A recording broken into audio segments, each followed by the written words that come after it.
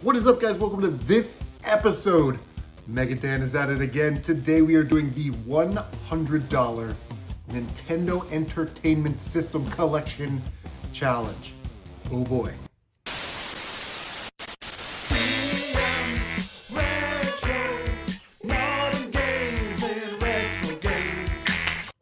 If you don't know what these videos are, basically you have an imaginary $100 and the system of choice today is the Nintendo, one of the greatest consoles of all time. And with your imaginary $100, you have to go to price charting. We're doing loose cart today. So find Nintendo games that are loose cartridge that you want in your collection if you are starting a collection. And you only get to spend $100, not 1 penny more. I will leave a link down like over here or whatever. You can see my Super Nintendo choices and my PlayStation 2 choices if you want to follow along with those videos. Also, Video Game Lover 58 did a PS2 response. I'll put that down below. And Do You Nerd just posted their Super Nintendo video response to Megadan. I'll leave a link to that video down below so you can check out those great YouTubers and see what they picked. It's always interesting because you're trying to make value picks. There may be a game that you have to have, but if it's a $50 game, it basically ate up half of your budget. So and we'll talk about that with one of these games very specifically, but when Megadan threw out this challenge, he said he's got a Sega Genesis one coming up, but when Megadan threw out this challenge that the Nintendo was next, listen man, the Nintendo has such an amazing library of games. It covers almost every genre and it covers them very, very well. Platformers, board games, arcade games, so it's very, very difficult. Before we get to my list, I just want to share some honorable mentions, some of those games that made this short list. Gradius, Life Force, Stinger, which no one really talks about. It's like Twin V. Contra, I didn't get Contra on there. Silver Surfer, Dragon Spirit, Tetris, TMNT, Jackal, Batman, Mega Man 3, which was actually cheaper than Mega Man 2, Battletoads, Journey to Silius, Vice Project Doom. You see the list goes on and on and on with Nintendo and all the great games for Nintendo, but man, this was probably one of the most difficult ones, but this is what we're gonna do. I'm actually kind of tired of making these, so I'm gonna go with Romance of the Three Kingdoms 2, $98.74. We're done. Detective test determined that was a lie. Wait, you got me messed up. So, we had $3, we got all of our games, we had $3 and 1 penny left over, and as I typically do in these types of situations, I go to price charting, I put the prices in like numerical order instead of alphabetical order, and I scroll all the way down. And we had a choice between John Elway Football at $2.34 or a black dust sleeve at $2.29. So I went with the dust sleeve. And our grand total was 8 games and 1 dust sleeve for $99.28. So I always find a way to get it in that 99 something range, right? Like I'm always kind of thrifty, but here we go. When Dan said we're gonna do the Nintendo version of this challenge, I knew I had to have one game. Probably, I don't know if it's my favorite game on the Nintendo, but it's definitely one of my top 5 favorite games on Nintendo. It is Ninja Gaiden. First Ninja Gaiden is so awesome, an action platformer. Like, we can go on talking about how awesome Ninja Gaiden is. I had that game when I was a kid. I have it complete in box now. It's one of those games I prioritized to make sure that I had complete in box. I've beaten the game. I've no death ran the game. I've got a link down below. And even though I feel like I'm somewhat proficient at Ninja Gaiden, I don't ever feel like there's never any replayability to Ninja Gaiden. You know what I mean? Like, it's always fun for me just to pop in and play. It is a difficult game, and you're always like learning. You know what I mean? But anyway, Ninja Gaiden was my #1 draft pick with the first pick in the NES draft. CM Retro selects Ninja Gaiden. All right, before we get to the next, we gotta get some Coke.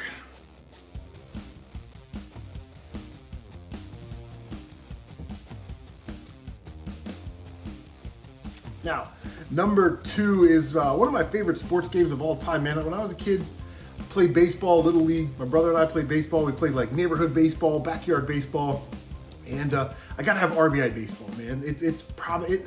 It's my favorite baseball game of all time. Might be my favorite sports game of all time. But I absolutely love RBI baseball. It's just so good. I did have another sports game here, ice hockey. Now it was like ice hockey, Blades of Steel. Ice hockey is another game that we played a lot when we were kids. And I love that, like, there's like 3 different character types, like the skinny guy, the medium guy, and the fat guy, and they all have sort of little abilities within the game.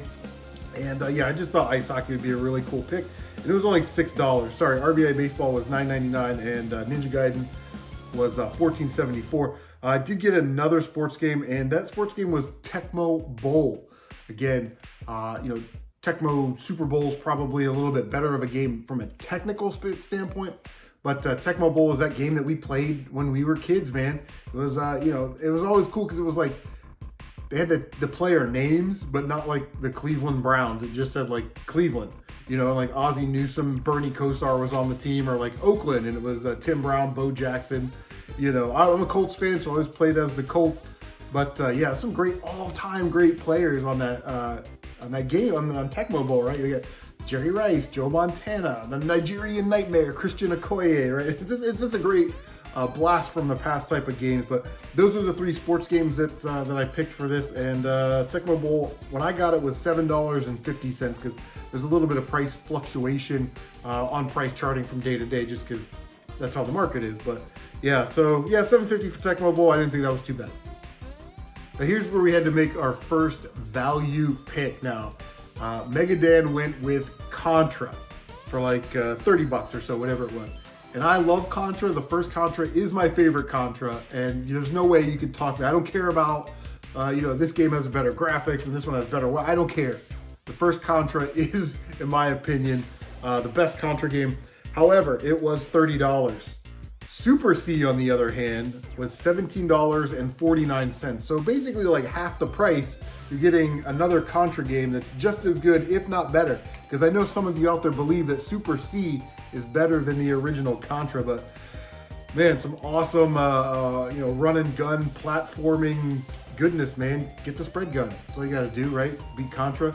Some tricky levels in Super C. I did not no death run Super C. I actually did a 1cc of Super C. I died at last level where the scrunches down, crushes down on you, and then I died there, and I died once on the boss with my pea shooter because I wasn't paying attention. So I took 2 deaths. That was my Super C run.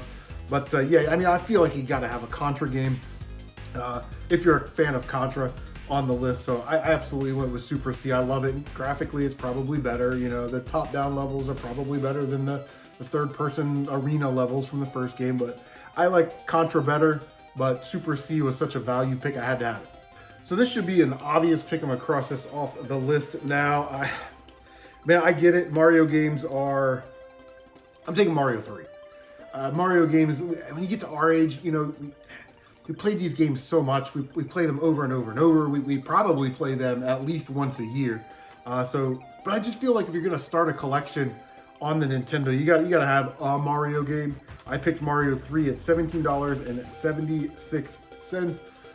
Mario 3, I remember getting it when I was a kid. It's just such a magical game. Like, you felt like the first game was very sort of kind of small and restricted, and the second game was, as we learned, not a Mario game, but it felt so like out of place when you had Mario 3, because Mario 3 kind of felt like the first game a little bit in its gameplay. It just felt like this whole world of Mario just opened up to you with these branching paths and these little secrets and all the cool stuff that comes along with Mario 3. I can't see a time when, and again, like I said, we talk about how much we've played these Mario games, but I can't think of a time when I wouldn't have Mario in my life. You know what I mean? We're bonded like the Mega Powers, yeah. But yeah, Mario 3, $17.76, an amazing game. I don't know what else to say. So you guys know that I love my shooter games. I love spaceship shooters, flying around, blowing stuff up. And the Nintendo certainly has an abundance of shooters and a lot of really good ones. Even some of the arcade ports like Image Fighter, decent, I had mentioned a bunch earlier, Silver Surfer, Gradius series, Life Force, all those games. I basically was in a situation where I had to choose a very inexpensive shooter, and the most inexpensive shooter on the Nintendo is Star Soldier, which is still a great game. I've never beaten Star Soldier, so it's perfect, I guess, if I were starting a collection to have, this game that I've never been able to beat before. In fact, I don't think I've played past level 2. I need to get on that if we throw our pen around. But yeah, Star Soldier, actually Star Soldier is it's pretty known, I guess. I mean, there was Probably best known for TurboGrafx 16, and then there was like a collection or something on the PSP. But you know, a lot of people know what Star Soldier is, and maybe we take it, we put it over here because there are a lot of other great shooter franchises. But yeah, to grab Star Soldier for $7.17, again, that was a value pick, and I would definitely have a ton of fun with that game for sure. So as I'm learning in my diversity, equity, and inclusion training, that there's bias all around us, and we don't realize that we're doing it, right? So this game may have a little recency bias because I just played through this game, like a couple months ago or whatever. But for $16.12, I snagged the Guardian Legend. What an amazing game! It's by Compile, and it's mostly a top-down shooter game.